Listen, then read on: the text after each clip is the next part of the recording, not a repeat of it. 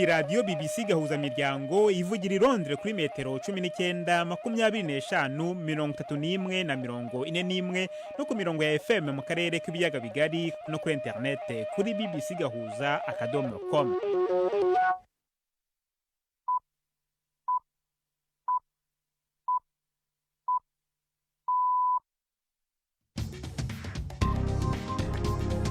Ubu ni saa 10 n'igice ku isaha mpuzamahanga ya GMT, ni saa 12 n'igice ku isaha yo mu Rwanda no mu Burundi. Muri studio muri kumwe na Jacques Niyitegeka. Izi ni ingingo z'ingenzi zigize aya makuru. Abatabazi n'imfashanyo biri mu koherezwa muri Mayotte kugira ngo hafashwe abahuye n'inkubi y'umuyaga ikomeye cyane yibasiye mu mpera z'icyumweru gishize y'ikirwa cy'Ubufaransa kiri mu nyanja y'Ubuhinde hafi ya Afrika. Uyu ni umurundi uhatuye. Hari imodoka zashwanyaguritse ziramenagurika ziri mu mabarabara, hari n'amakaritsiye menshi abantu baracamwo, ata modoka zihaca. Ni ukuvuga ngo ibintu byose biri bloqué, nta mazi ahari, nta matara ahari. Ni ukuvuga ngo ubuzima bwose mu majambo make muri Mayotte bwahagaze. Ikibazo cy'ibiganiro bitaziguye hagati y'umutwe wa M23 na leta ya Republika ya Demokarasi ya Kongo bisabwa n'u Rwanda cyatumye hadasinywa ejo i Rwanda muri Angola amasezerano y'amahoro hajyanye n'umutekano mu burasirazuba bwa Kongo. Izo nama zose u Rwanda rwavuze ko ikibazo cya M23 kigomba gukemuka mu biganiro bitaziguye hagati ya guverinoma ya Kongo n'umutwe wa M23. Ibyo ni ibintu byanditse, ntabwo guverinoma ya Kongo ishobora kuza ngo ivuge ibindi bidahuye n'inyandiko zanditse zihari buri muntu ashaka kubona. Mu Burundi inama nkuru y'abepiskopi Katolika ivuga ko itewe umutima uhagaze n'ibintu bimwe na bimwe bitagenda neza mu gihugu, harimo no kurya ibiturire. Haracibonekeza abafise agatima ko gukumira ukwikwegera ko ubutegetsi bwose no kunyonyeza itunga ry'igihugu.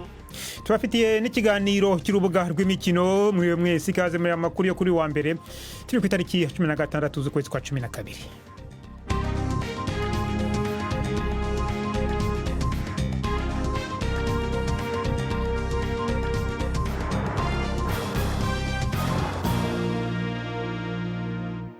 Aya makuru yose ku buryo burambuye ni mukanya. Prudence Sengiyumva hamaze kutugezaho muri make amakuru y'ingenzi avugwa hirya no hino ku isi. Ubufaransa bwavuze ko buri kwegeranya inkunga yo gufasha abantu bayo ku butaka bwa Mayotte mu nyanja y'Ubuhinde. Ni nyuma y'inkubiri y'umuyaga ikomeye yo kuwa gatandatu. Abaminisitiri batatu muri guverinoma baraho byabereye kureba ayo mahano.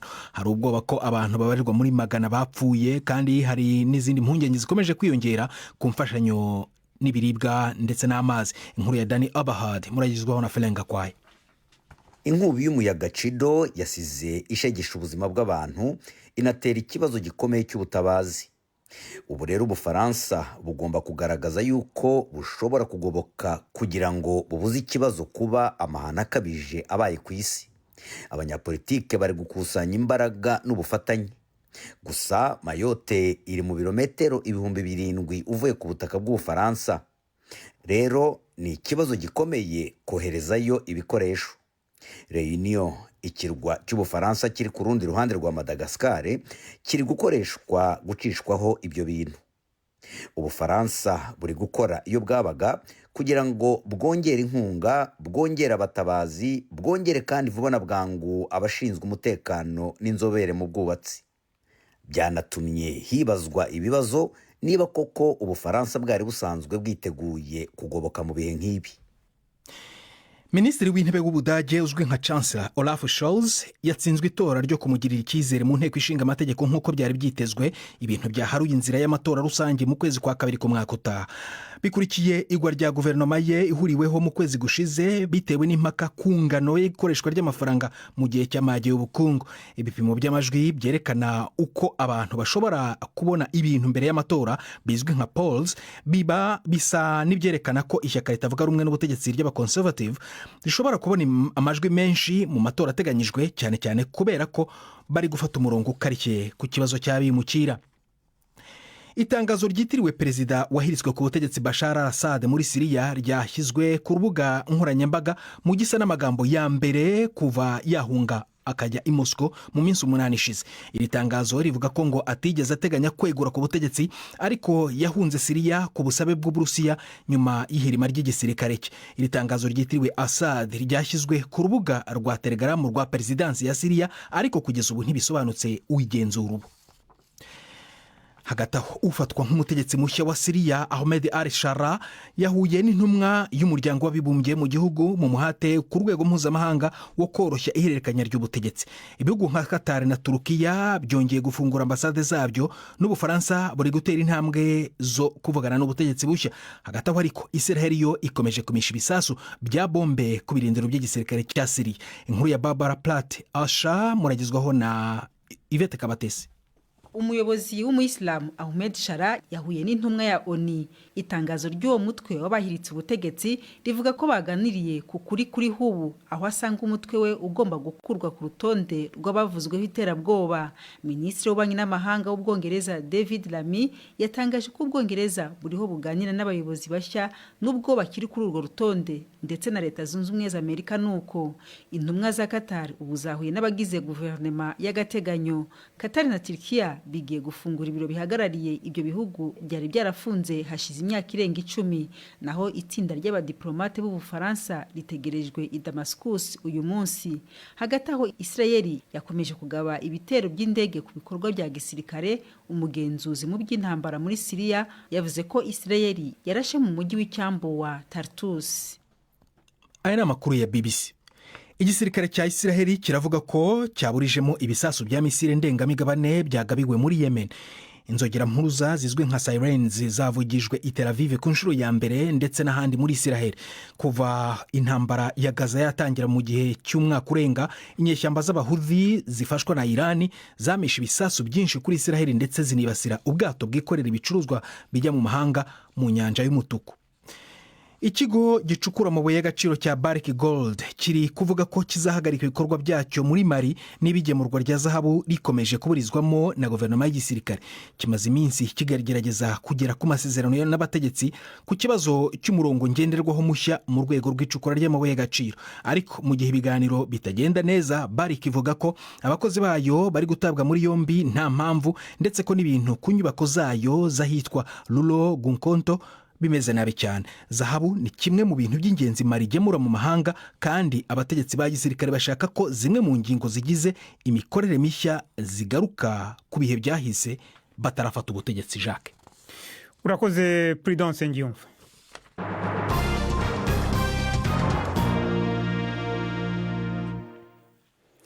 Hano makuru ku buryo burambuye reka tuyahere kuyerekeranye n'akarere k'ibiyaga bigari. Hejuru ku cyumweru hari hitezwe i Rwanda muri Angola inama hagati ya perezida w'u Rwanda Paul Kagame na perezida Felix Tshisekedi wa Repubulika ya Demokarasi ya Kongo ku buhuza bwa perezida wa Angola Joao Lourenço, ariko iyo nama ntiyabaye. Ibiro bya perezida Tshisekedi byashinje intumwa z'u Rwanda kwanga kwitabira iyo nama yari yitezweho kurangiza imirwano mu burasirazuba bwa Kongo hagati y'ingabo za leta n'umutwe wirwanya wa M23. Leta y'u Rwanda yavuze ko iyo nama yasubitswe kuko kuwa gatandatu mu nama y'abaminisitiri b'ububanyi n'amahanga yabereye i Rwanda muri Angola, u Rwanda na Kongo byananiwe kumvikana ku kwemera ibiganiro bitaziguye n'umutwe w'inyeshyamba za M23. Navuganye na minisitiri w'ububanyi n'amahanga w'u Rwanda Olivier Nduhungirehe watangiye asobanurira itatumye impande zombi zitumvikana kugira ngo hasinywe amasezerano y'amahoro hagati y'u Rwanda na Repubulika ya Demokarasi ya Kongo. Ibindi bibazo bibiri by'umutekano byari byarahawe igisubizo, ikibazo cya FDR n'ikibazo cy'ingamba z'ubwirinzi. Hari hasigaye iki kibazo cyonyine cya M23. Hanyuma rero tukaba twaratangajwe n'uko guverinoma ya Kongo yahinduye igitekerezo cyo kuganira na M23, kuko mbere mu nyandiko twahawe na Angola nk'umuhuza bari bemeye iyo dialogue mu rwego rw'ibiganiro bya Nairobi. Rero twatangajwe n'uko bageze i Rwanda mu nama y'abaminisitiri babihinduye bakabyanga bagatemba burundu.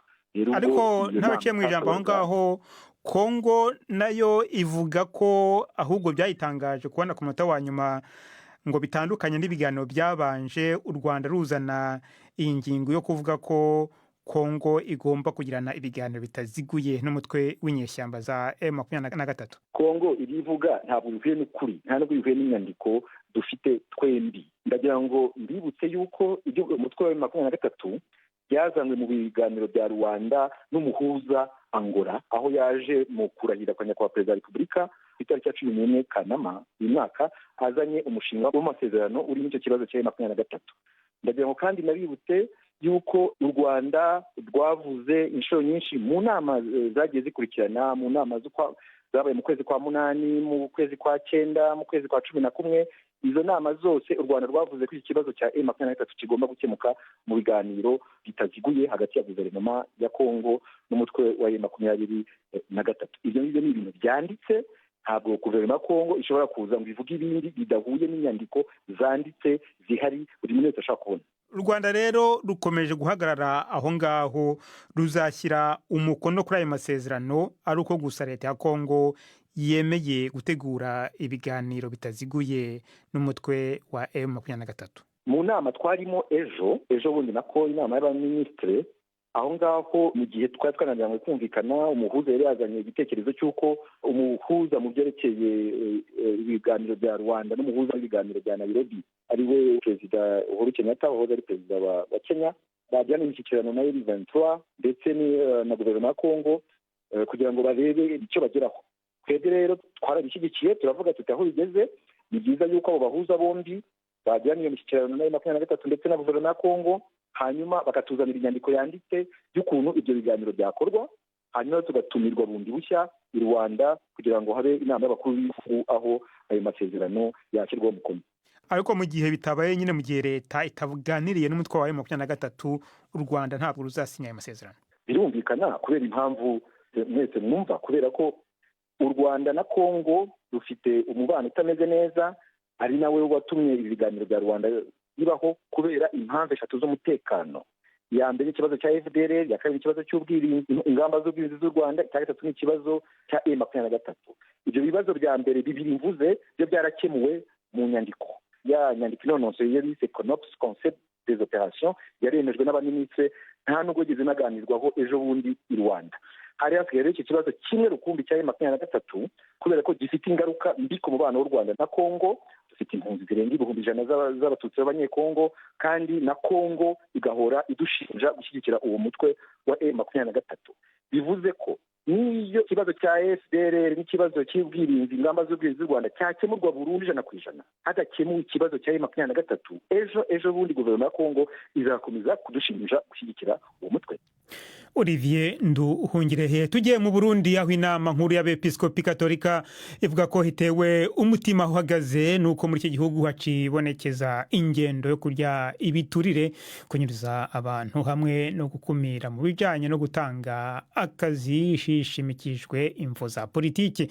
Biri mu itangazo yasohoye kuri uyu w'Imana igihe hariko hatanguzwa icese itegurwa rya yubile ya Kiliziya Katolika yo mu mwaka wa 2025. Ribaye itangazo rigize kabiri rivuga ku buzima bw'igihugu, risohowe na bungere be Kiliziya mu kiringo c'ingwi imwe gusa. N'inkuru ya Gildas Hundi Mpundu ari Bujumbura. Mu itangazo ryasomwe mu masengero yose akukira Kiliziya Katolika y'u Burundi kuri uw'Imana, abepiskopi bavuga ko bahangayikishijwe no kuntu ubukene butera bwiyongera mu Burundi. Bagaruka ku iduga ry'ibiciro risa n'iryabaye akananira abahinga no kubura akazi, bituma ugwaruka gwihebura kubera kutabona akazoza keza. Abungere be Kiliziya bavuga kandi ko barajwe ishinga n'itituka ry'indero mu mashure hamwe n'ingaruka mbi zaryo. Si ibyo gusa nk'uko tuvyumva mu ijwi rya Patiri Viateur Ntarataze yasomye itangazo muri Katedrale Regina Mundi. Nk'uko twabibashikirije ku munsi w'Imana ugira gatatu wa Pasika, haracibonekeza abafise agatima ko gukumira ukwikwegerako ubutegetsi bwose no kunyonyeza itunga ry'igihugu. Hariho ukudahana n'ubutungane budatunganiriza bose nk'uko bikwiye. Itangwa ry'akazi harabwe cane cane umwete wo gukorera umugambwe uri ku butegetsi canke ugutanga ibiturire rimwe na rimwe bataravye n'ubushobozi. Haracariho n'abantu banyuruzwa bakagenda amazima yongo. Iri nitangazo rigize kabiri risohowe n'abepiskopi katolika mu kiringo c'indwi gusa, aho bagenda bagaruka ku vyerekeye ubuzima bw'igihugu, ubutunzi n'imibano. Mu ndwi heze bashimangiye ko batewe umutima uhagaze n'iduga ry'ibiciro, baca bagira ko basaba inzego z'igihugu gufata ingingo zose zishoboka mu ntumbero yo kuremurura abanyagihugu. Muri leta y'u Burundi tubarondeye ntibashimye kugira ico bashikirije. Uburundi bumaze igihe buhanzwe n'ikina ry'amafaranga y'agaciro ryatumye bitabworohera kurangura ibidandazwa vya nkenerwa biva hanze y'igihugu harimo n'igitoro. Iyi ngona yateye iduga ry'ibiciro mu bisata nka vyose, ubuzima nabwo bukabandanya kuzimba. Gildas Yihunda Impundu, i Bujumbura. Mukomeje kumva BBC gahuza miryango, muradukurikira kandi kuri Kisoro FM mu majyepfo ya Uganda, abari kuri internet muradukurikira kuri Facebook Live.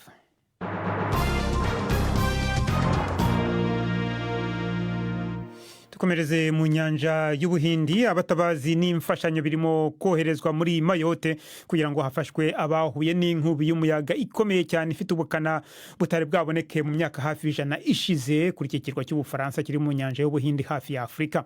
Kuwa gatandatu inkubi y'umuyaga yahawe izina rya Chido yashenye amazu menshi kandi hari ubwoba ko abantu babarirwa mu magana ishobora kuba yarabahitanye.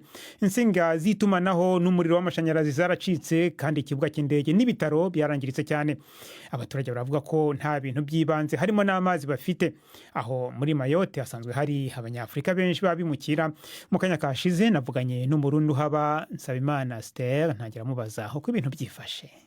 Kuva ku gatanu ku mugoroba hari ibibazo by'ibiti byaguye mu mabarabara, hari amapoto y'amatara yaguye mu mabarabara, hari imodoka zashwanyaguritse ziramenagurika ziri mu mabarabara. Ni ukuvuga ngo ibyo byose kuva ejo n'ubu ntibirashobora kuva mu mabarabara. Hari n'amakaritsiye menshi atabantu baracamwo, atamodoka zihaca. Ni ukuvuga ngo ibintu byose biri bloke, nta mazi ahari, nta matara ahari. Ni ukuvuga ngo ubuzima bwose mu majambo make muri Mayotte bwahagaze. Hanyuma se ubutegetsi hari imibare, hari ibitigiri butanga by'abantu bashobora kuba barapfuye? Muravye ukuntu vyari bimeze, harageze n'igihe ubutegetsi buvuga yuko atabantu b'ubutabazi bashobora kuboneka. Ni ukuvuga ngo nihagira umuntu agira ingorane aza kumenya ingene yigwanako. Ni ukuvuga ngo vyari ibintu biteye ubwoba, vyari ibintu bikomeye cyane. Uriko uraraba n'isaha n'ubu imibare y'abantu bashobora kuba bahuye n'ivyago, abantu bapfuye ntibashobora kumenyekana, kuko navuze yuko n'ubu iyi saha tuvuga amabarabara menshi ari bloke, ahantu henshi ari bloke. Ni ukuvuga ngo n'ubu butabazi butabashobora kuhagera kugira ngo burabe ibyamaze kononekana. Hanyuma ibyo bikorwa by'ubutabazi byo bigeze he? Hari abantu barimo kubona birakorwa gute? Biracagoye kuko novuga cyane cyane nk'abantu dusa tuvuga ururimi rumwe. Hari impunzi nyinshi ziri hano Mayotte, navuga ko zirimo imico ibiri. Hari impunzi zifite ubuhungiro, hari n'izindi mpunzi zitaremererwa ubuhungiro, ariko byose tubifata ko ari kirema muntu bari hano. Kuraba nk'aho tuvugana hirya no hino muri Mayotte kuko bose barahatandukanye, urumva ko ikintu gikomeye cyane cy'ubutabazi kirabagerako. Nk'akarorero nta mazi bagira, ntibafise ahantu ho kuja kwiherera. Ni ukuvuga ngo n'ubundi turindiriye ko hashobora kuba ibindi bibazo bitandukanye bijanye na kolera, amacinya bishobora gutera umwanya wose, kubera ko n'ubu aho abantu bababwiye bahungiye nk'abanyafurika bari, hari abakongomani, hari abarundi, hari abanyarwanda, abasudanizi, hari abasomali. Aho bose amazi bararonka. Ni ukuvuga ngo aho bose bari ahantu hamwe. Ni ukuvuga ko mu majambo make nta kintu tubona c'ubutabazi kiratangura kuboneka ko cigaragaza yuko bashobora kuba batanga gufasha, nta na kimwe kiraboneka. Nsabimana Esther muri Mayotte. Tugaruke mu karere k'ibiyaga bigari. Abatari bake basigaye bahita iwabo w'ikinga, aho ni igihanga, imwe mu komine zigize intara ya Bubanza mu Burundi, aho ikinga ritagifatwa nk'igikoresho cyo kunguruza abantu n'ibintu gusa, ahubwo risigaye riri mu byubatse imico n'imigenzo y'aka karere. Mu mpera y'indwi komine Gihanga yaratunganije ihiganwa ryo gusiganwa ku makinga mu ntumbero yo kwiteza imbere ibikoresho no gushimangira agaciro kabyo mu kibano. Mu bitabye iki gikorwa cy'imboneka rimwe harimo bamwe mu baserukira ibihugu byabo bya Buraya mu Burundi hamwe n'abaturuka mu zindi ntara z'u Burundi. Ni inkuru ya Gildas Yihunda Impundu.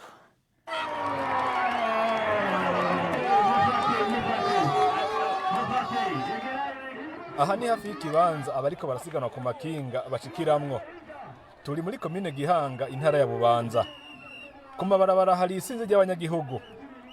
Uko abahiganwa barengana niko abanyagihugu bakoma amashi, abandi bagakoma induru, abandi nabo bagashaka gusimbira mw'ibarabara. Igipolisi gisa n'icyananiwe kubaturuza. ni igihe cy'isaha indwi izuba naryo rimena imbwa agahanga. Abahiganwa bose bambaye umwambaro wisa, harimo abakobwa batari bake. Esperance Manirakiza yaje gushigikira abakenyezi bagenzi we. Urabona natwe turashoboye nubwo tutanganye n'abahungu muga turashoboye twiyumva neza. Ibi bintu bituma abantu biyumvanamwo kandi umutekano ugashishikara kugenda neza cyane. Bamwe mu barorerezi baje bava mu ntara za ruguru bemeza ko batari bwabona abagore canke abakobwa bariko baragendesha amakinga. Bernadette Manirakiza w'imyaka 53 aturuka mu Kayanza. Ni gishasha naho yanasamaye byakomeye.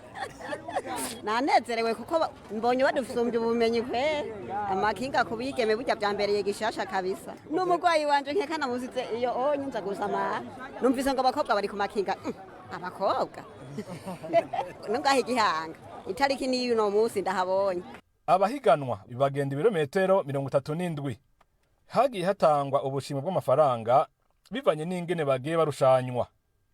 Ku ruhande rw'abahungu, Claude Kwizera niwe yabaye wa mbere. Ivyo birometero yabigenze mu minota 30 irenga gato. Abeshi kabisa ko nabikoreye cyane. Ko je naravyumva mu kuruse rigize kabiri. Kuruse ya mbere yarananiye kubera ko yacifana ku bade. Cyamba sete birambabaza cyane. Abana bati soki mu mwara batinya. Tino muzi ndabakumbagaza mwe muravyibonera. Biragenda neza vura ko nizeye niba fiziki ingufu myinshi. Twagiye ibirometero 37. Iri higanwa ryateguwe mu ntumbero yo gushimangira agaciro k'ikinga. Risigaye rifatwa nk'imwe mu nkingi zubatse imico n'imigenzo muri komine Gihanga.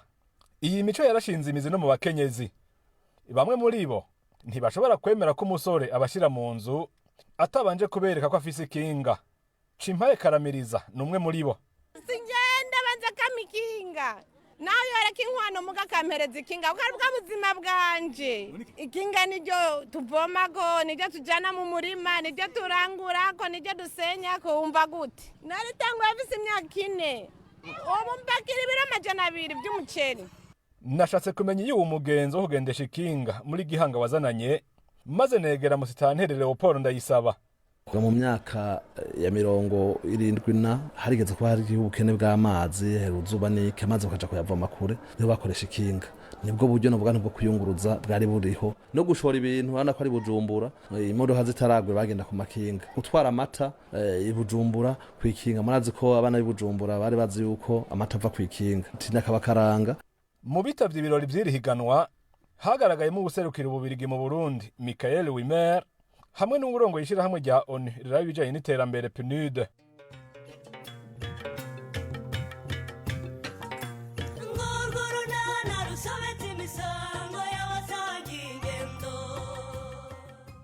Mu kiganiro nacyo kuri wa kabiri twabateguriye mvira mu rugo nk'amahoro ndeme ngahenjirire mu nzu nyabo ubwo nyine nyiramariza kubuje uburenganzira bwo kubana naso.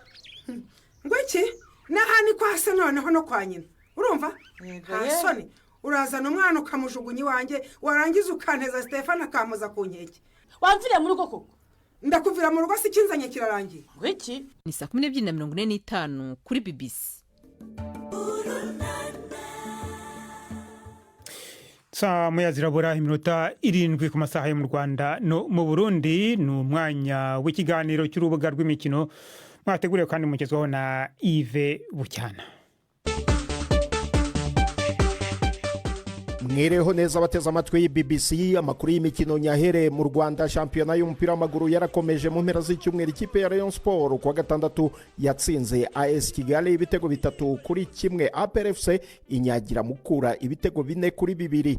Ni mu gihe ejo ku cyumweru Gorilla yanganyije na Kiyovu igitego 1-1. Rayon Sport iracyaziyoboye n'amanota 33, APR FC ikabiya kabiri n'amanota 25 ariko ifite umukino umwe w'ikirarane. Kiyovu Sport iracyari ku mwanya wa nyuma n'amanota 8. Muri Afrika mu mikino yo guhatanira ibikombe bya Afrika muri CAF Champions League ikipe ya TP Mazembe yo muri Repubulika ya Demokarasi ya Kongo kuwa gatandatu yanganyije na Yanga yo muri Tanzania igitego 1-1. Indi kipe yo muri Repubulika ya Demokarasi ya Kongo ni Maniema inganya na Faraba yo muri Maroc igitego 1-1. Ikipe ya Al Hilal Omdurman yo muri Sudan yatsinze Mouloudia yo muri Algeria igitego 1-0. Ni mu gihe ikipe ya Esperance de Tunis yatsinze Pyramids yo muri Misiri ibitego 2-0. Ejo ku cyumweru ikipe ya Mamelodi Sundowns yo muri Afurika y'Epfo yo yatsinze Raja Casablanca yo muri Maroc igitego 1-0. Tujye mu Bwongereza. Pep Guardiola yemeye ko ari mu bihe bimugoye kandi ko atari kubona igisubizo ku bibazo byugarije Manchester City ni nyuma yo gukubitwa na mukeba wabo w'ibihe byose Manchester United. Byinshi kuri shampiyona ya English Premier League reka tubibwirwe na Prudence Ngiyumva. Si amagambo amenyerewe gukoreshwa mu gusobanura ikipe yakoze amateka itwara ibikombe 4 bya shampiyona inshuro enye yikurikiranyije, ariko imikinire ya Manchester City muri uyu mwaka yavuye kuba ibibazo by'igihe gito ihinduka amakuba mu rwego rw'umupira w'amaguru. Byahumiye ku mirari igihe umukino wasaga n'ugiye kugarura akanyamuneza ku mutoza Pep Guardiola waciye mu myanya y'intoki mu gihe cy'amasegonda 120 gusa. Kugeza ku munota 88 igitego cya myugariro Josko Vadio mu gice cya mbere cy'umukino utarushamaje ku jisho cyasaga n'igihagije kugira ngo City itahana amanota 3 kuri Stade Etihad. Cyakora ibyo byari imbere y'uko Mateus Nunes akora ikosa rimeze nka sakirirego mu mupira w'amaguru, guha mukeba impano ya penalty idakenewe. Igisubizo Bruno Fernandes yayinjije nta shiti cyangwa gushidikanya 1-1. Nyuma y'iminota 2 byo bibaye neza ku isegonda rya nyuma Amad Diallo Umunyakote d'Ivoire w'imyaka 22 wari nk'igishashi cy'icyizere kuri Manchester United yagenzuye akoresheje ikirenge kimoso ipasi yo mu kirere yakebewe na Lisandro Martinez mu nguni y'icyerekezo cy'izamu ifunganye ariko irangirira mu rushundura 2-1. Manchester City 1, Manchester United 2. Abafana ba Manchester City bagwa mu kantu intsinzwe itera Pep Guardiola gutungura abantu avuga ko yashobewe. Ibyo nibyo kandi sinshoboye, ndi umutoza kandi ngomba kubona igisubizo ariko sindi kukibona. Uko niko kuri kw'ibintu. Chelsea iri kugaragaza amashagaga akenewe mu isiganwa ry'igikombe yivanye imbere ya Brentford kuri Stade Stamford Bridge ku ntsinzi ya 2-1 mu gihe Liverpool yananiwe kwigobotora Fulham binganya 2-2 mu mukino unogeye ijisho cyane. Abakinnyi ba Arne Slot barangije ari 10 nyuma y'uko Andrew Robertson aherewe ikarita y'umutuku. Arsenal yo ku nshuro ya kabiri yikurikiranyije yananiwe kugabanya intera y'amanota irushwa na Liverpool inganya ubusa ku busa na Everton.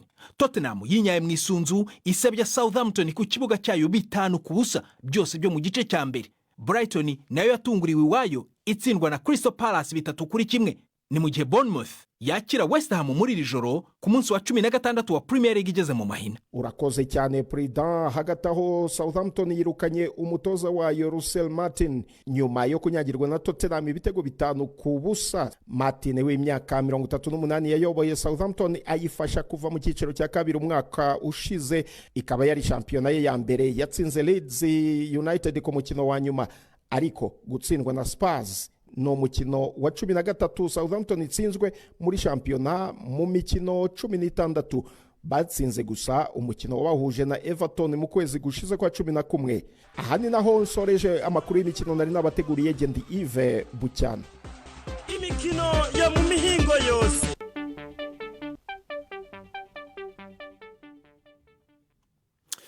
Urakoze Yves Bucyana ndetse na Prudence Ngiyumva mwatugezagaho amakuru y'imikino yo kuri uyu wa mbere. Ariko mbere yo kubasezeraho na babwira amwe mu makuru twabagejejeho mu ncamake ko abatabazi n'imfashanyo biri mu koherezwa muri Mayotte kugira ngo hafashwe abahuye n'inkubi y'umuyaga ikomeye cyane yibasiye mu mpera z'icyumweru gishize iki kirwa cy'Ubufaransa kiri mu nyanja y'Ubuhindi hafi ya Afrika.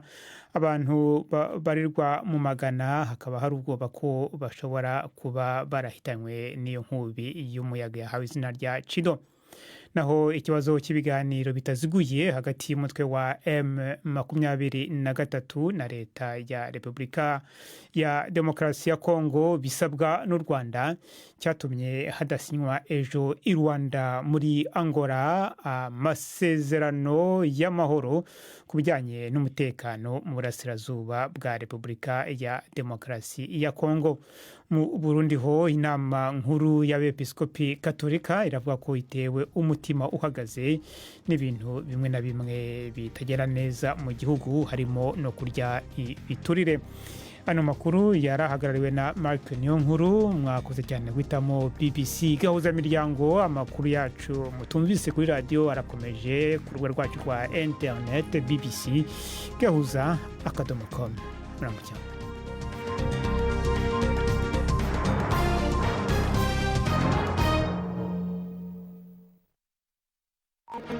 Thank you.